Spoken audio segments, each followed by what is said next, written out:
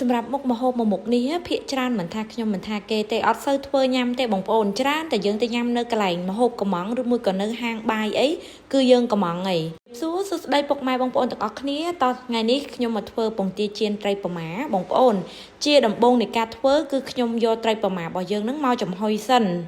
ឆ្លៀតពេលដែលយើងចំហុយត្រីប៉ាម៉ាហ្នឹងគឺយើងយកបន្លែដែលយើងត្រូវផ្ទាប់ជាមួយហ្នឹងគឺយើងយកវាមកលាងទឹកឲ្យស្អាតហើយចាត់វាទៅបងប្អូនយកទៅដាក់ក្លាសេនៅក្នុងទូទឹកកកបើសិនជាបងប្អូនអត់មានទូទឹកកកទេយើងដាក់ក្លាសេទឹកកកទៅក៏បានដែរដើម្បីឲ្យបន្លែយើងហ្នឹងស្រួយហើយញ៉ាំទៅវាមានរសជាតិឆ្ងាញ់សម្រាប់បន្លែដែលយើងផ្ទាប់ជាមួយហ្នឹងយើងអាចបន្ថែមស្ពៃក្តោបមួយមុខទៀតក៏បានដែរប៉ុន្តែថ្ងៃនេះខ្ញុំមានតែសណ្តែកគួរប៉េងប៉ោះការ៉ុតជាមួយទឹកសក់ទេបន្ទាប់ពីយើងចិតបន្លែយើងរួចរាល់ហើយគឺយើងងាកមកមើលសាច់ជ្រូក3ជាន់របស់យើងវិញសម្រាប់ការយកសាច់ជ្រូកមកចៀនជាមួយត្រីប៉ាម៉ាពងទានេះគឺយើងត្រូវការយកសាច់ជ្រូក3ជាន់យើងហាន់ជាកង់ៗហើយយើងច្រាមវាតតម៉ត់បែបហ្នឹងពុកម៉ែបងប្អូនបើសិនជាយើងមានម៉ាស៊ីនកិនណាយើងយកវាមកកិនក៏បានដែរងាយស្រួលហើយយើងរៀងធូរកម្លាំងដែរព្រោះពេលដែលយើងចិញ្ច្រាំហ្នឹងគឺយើងត្រូវការចំណាយពេលហើយយើងត្រូវការប្រើកម្លាំងតិចបងប្អូនដើម្បីឲ្យសាច់ជ្រូករបស់យើងហ្នឹងម៉ត់បានល្អ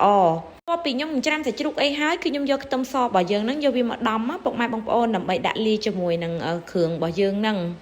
ខ្ទឹមសនាងខ្ញុំដាក់រៀងច្រើនបន្តិចហើយពុកម៉ែបងប្អូនបើសិនជាពុកម៉ែបងប្អូនអត់សូវចូលចិត្តដាក់បន្តិចទៅក៏បានដែរខ្ទឹមសពេលដែលនាងខ្ញុំបកសបកបកអីវាចេញអស់ហើយគឺនាងខ្ញុំធ្វើការច្រាំវាអញ្ចឹងណាពុកម៉ែបងប្អូនច្រាំវាឲ្យរៀងល្អិតទូចអញ្ចឹងមកតើបងប្អូនឥឡូវត្រីប៉ាម៉ាដែលខ្ញុំយកមកចំហុយហ្នឹងគឺយើងល្មមក្នុងការបេះវាស្រួលហើយពុកម៉ែបងប្អូនដែលចង់បានវិធីធ្វើត្រីប៉ាម៉ាឲ្យងាយស្រួលពេលដែលយើងយកវាមកចំហុយពងទាឬមួយក៏យកវាមកចៀនជាមួយពងទាសាច់ជ្រូកអីពុកម៉ែបងប្អូនយកត្រីប៉ាម៉ាទៅចំហុយសិនធ្វើបែបនេះគឺយើងងាយស្រួលក្នុងការបេះវាមែនតែនជាបងប្អូនគ្រាន់តែយកត្រីប៉ាម៉ាពីផ្សារមកហើយលាងទឹកហើយយកវាមកច្រាមគឺថាពិបាកខ្លាំងមែនតែនយើងធ្វើវិធីបែបនេះបងប្អូនឃើញងាយស្រួលអត់តែមួយផ្លែតគឺយើងបេះវាហើយតែម្ដងពីខ្ញុំបេះត្រីប៉ាម៉ាយើងបេះឆ្អឹងបេះអីវាចេញអស់ហើយខ្ញុំក៏បានដាក់សាច់ជ្រូកយើងដែលច្រាំនឹងចូលបន្ទាប់មកខ្ញុំលាយគ្រឿងដែលខ្ញុំដាក់មានប៊ីចេងជាមួយនឹងស្ករសត្រីប៉ាម៉ាវាមានរសជាតិប្រៃឯងអញ្ចឹងយើងអត់បាច់ចាំប្រើអំបិលឬមួយក៏ម្សៅខ្នុរទឹកត្រីអីទៀតទេ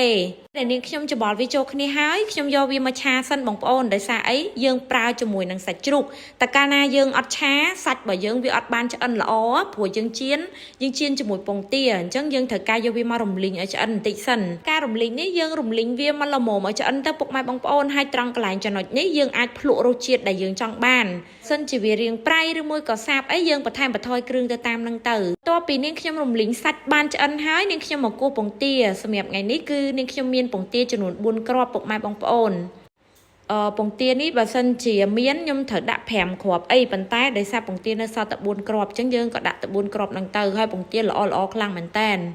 ពីនាងខ្ញុំគោះពងទាហើយយើងធ្វើការក្លុកវាសិនណានិយាយទៅយើងក្លុកវាឲ្យបែកពងទានឹងបានល្អបន្ទាប់មកនាងខ្ញុំលាយជាមួយនឹងខ្ទឹមសដែលយើងចិញ្ច្រាំខាងដើមនឹងដាក់ចូលអញ្ចឹងមកបន្ទាប់មកទៀតគឺនាងខ្ញុំដាក់ជាមួយនឹងត្រីប៉ាម៉ាហើយសាច់ជ្រូកដែលយើងលីងមិញហ្នឹងឲ្យបានឆ្អិនហ្នឹងដាក់ចូលច្បល់វាចូលគ្នាអញ្ចឹងមកពីថាបងប្អូនអើយមុខម្ហូបនេះសូម្បីតែរុយក៏វាចូលចិត្តដែរដោយសារក្លិនត្រីប៉ាម៉ាហ្នឹងគឺថាឈ្ងុយពេញផ្ទះតែម្ដងពីខ្ញុំធ្វើការច្បល់សាច់ច្បល់ពងទាអីចូលគ្នាអស់ហើយនាងខ្ញុំដាក់ខ្ទឹមជាមួយម្ទេសចូលតែម្ដងចំណុចនេះចង់បញ្ជាក់បងប្អូនបន្តិចសម្រាប់ស្លឹកខ្ទឹមជាមួយម្ទេសហ្នឹងយើងទុកដាក់ពេលក្រោយពេលដែលយើងយកពងទាយើងទៅចៀនក៏បានដែរមិនបាច់ក្លុកចូលដូចនាងខ្ញុំទេតបមកនាងខ្ញុំធ្វើការយកវាមកចៀនដាក់ខ្លាញ់ឲ្យក្តៅអញ្ចឹងមកហើយចាក់ពងទាត្រីប៉ាម៉ាហ្នឹងចូលការចៀនរបស់ខ្ញុំហ្នឹងពងទា4គ្រាប់ហ្នឹងនាងខ្ញុំចៀន2ដងដោយសារយើងចង់បានប្រទះវារៀងស្ដើងពេលដែលយើងរំលីងសាច់ហើយបែបនេះបងប្អូនយើងចៀនណាវាមានការងាយស្រួលខ្លាំងមែនតែនសម្រាប់ការចៀនយើងអត់អាចដាក់ភ្លើងខ្លាំងបានទេគឺយើងប្រើភ្លើងតិចខ្លាំងមែនតែនហើយត្រង់ចំណុចនេះពុកម៉ែបងប្អូនមានវិធីសាស្ត្រអីអាចជួយប្រាប់ខ្ញុំបន្តិចបានអត់ព្រោះដោយសារនាងខ្ញុំមកឲ្យតែត្រឡប់មិនថាចៀនពងទាឬមួយក៏ចៀនអីទេគឺលក្ខណៈចេញមកគឺរូបរាងអត់ស្អាតគឺឃើញបែកអញ្ចឹងហ្មងបងប្អូនខ្ញុំមិនដឹងថាមកពីមូលហេតុអីតបពីការចៀនហើយនាងខ្ញុំធ្វើការរៀបបន្លែដាក់ចានបែបហ្នឹងមកហើយបន្ទាប់មកគឺយើងដួសពងទាត្រីប៉ាម៉ាយើងចូលឃើញរូបរាងអត់សូវស្អាតអញ្ចឹងមែនប៉ុន្តែរសជាតិគឺថាឆ្ងាញ់ណាស់បងប្អូនហើយនិយាយពីថាក្លិនវិញឡើងឈ្ងុយតែម្ដងដូច្នេះហើយវីដេអូរបស់នាងខ្ញុំមានតែប៉ុណ្្នឹងទេអរគុណពុកម៉ែបងប្អូនដែលបានតាមដានទស្សនាតាំងពីដើមរហូតដល់ចប់ជូនពរឲ្យពុកម៉ែបងប្អូនទាំងអស់គ្នាមានសុខភាពល្អរកទទួលទានមានបានអរគុណជំរាបលា